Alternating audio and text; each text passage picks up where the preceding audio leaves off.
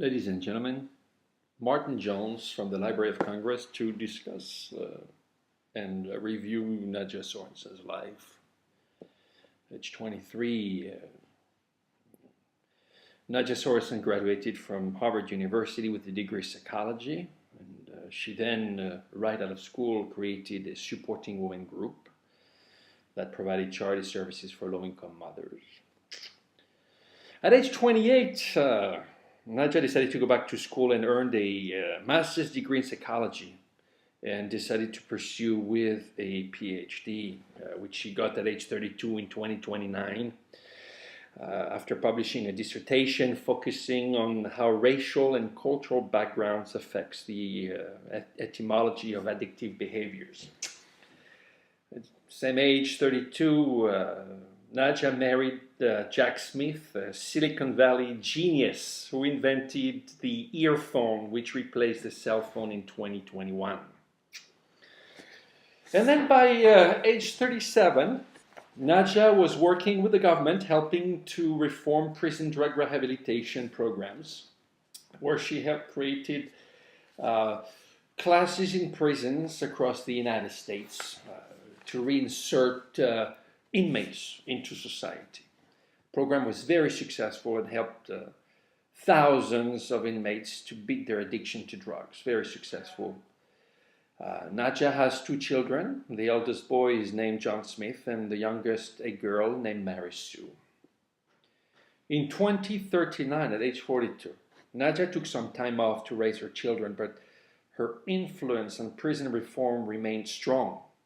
In fact, across the world, Nadja's name was known as someone who has brought serious changes to the problem of addiction.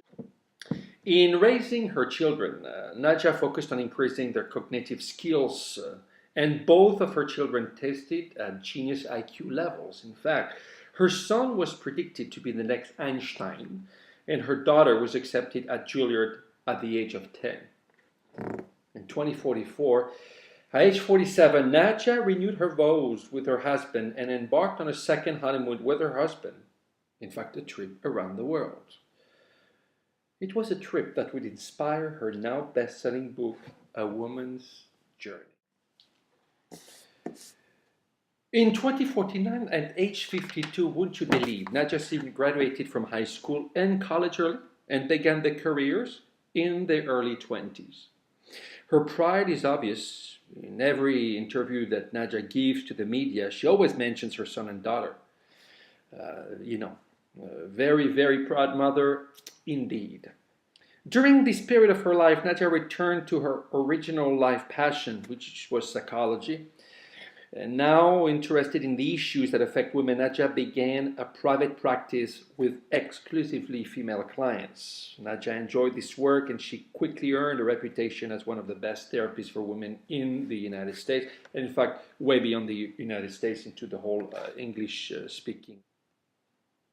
In 2054, at age 57, Nadja's interest continued to expand, and she became an avid supporter of the arts.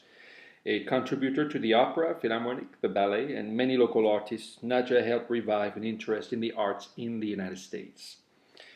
In 2059, at age 62, as we know, her love of music continues to grow. Nadja and her husband, both lovers of music, funded the Sorensen Theater in Miami and in Los Angeles, making sure the theater offered low-price tickets to low-income individuals and family every Thursdays and Fridays. Nadja helped provide access to the arts for many people who would otherwise would not have been as eager to go or have access to, and instead would spend their life, stuck on the screen. In 2064, at age 67, Nadja and her husband worked together for the remainder of their careers, opening theaters and other public venues around the world. She gave access to art, theater, dance, and music to countless numbers of low-income children and adults. At age 72 in 2069, Nadja's son got married and immediately had a little boy, making Nadja a grandmother. At age 77, 2074, Nadja takes up interest in mountain climbing. Her age prevents her from doing many of the climbs she wishes to do.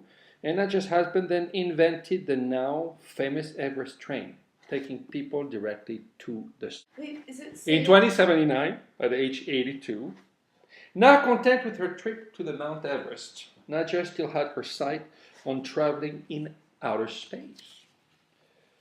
As a surprise, for their 50th wedding anniversary, Nadja's husband gave her a trip to the moon, literally.